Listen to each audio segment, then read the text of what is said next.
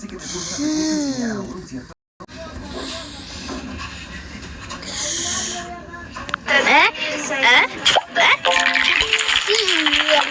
Muy pequeño para ser considerado planeta.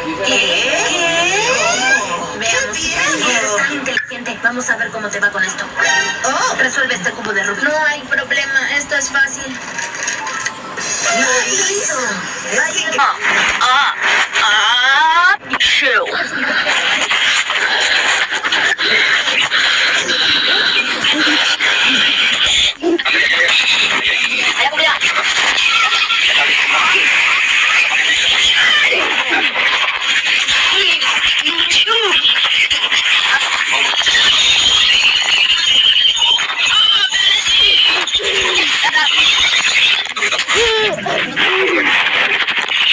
Porque uno no puede pasar.